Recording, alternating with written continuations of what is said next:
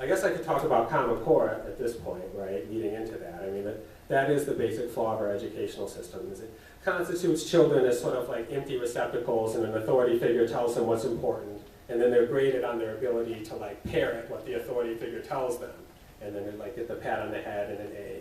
And you know, when that's your educational strategy, you get adults in the same mold, and they grow up, and you know, the authority figure is now the mayor, the police officer, and they, you know, they're in that same mindset of like, I'm just going to obey, and you know, instead of being creative in determining what kind of society I want to live in, I'll just pick the multiple choice that's presented to me, and you know, that's the attitude. So I definitely don't like Common Core. I think we should teach children how to learn first and let them be self-directed. Well, it does a number of things, right? It teaches our children to be servants, and to, you know, that their measure of success is their ability to parrot what authority figures tell them.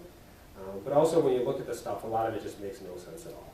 Like, I mean, the way they ask kids to do math, like put little circles in boxes, and you know, tell a math story. Like I saw this one picture, and it's got like trees and like birds, and there's 4 trees over here and 3 trees over there, and the kids are supposed to tell a math story.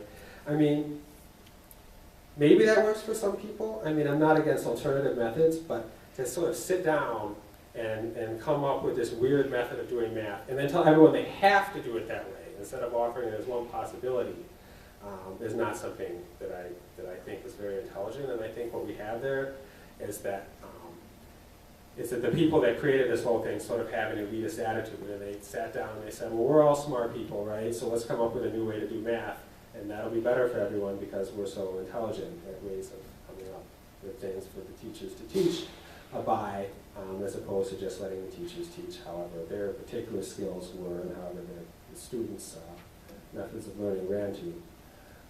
And so that's, you know, that's another separate issue that goes along with the centralization of power and authority in education, as well as just the sort of this, you know, teaching to the test and parroting with authority as a success measure. And you see this come out at the edges too, right? So you've heard about common core lessons where people have to write down things like the president makes sure the laws are fair, and commands of government officials must be obeyed. And there's actually a math lesson that involves Reaganomics, which teaches people that capitalism is bad in math class.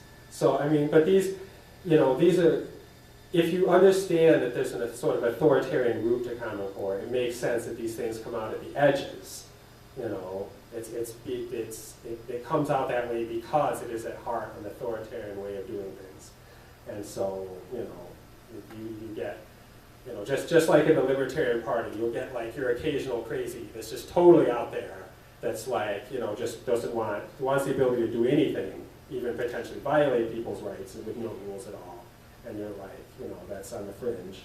Just like it's the same thing with the Common Core. You get the authoritarian fringe coming out of the woodwork in places, and that's where you see this stuff where people are like, have to write down that they should trust the government and obey their commands. So that's what I think about that.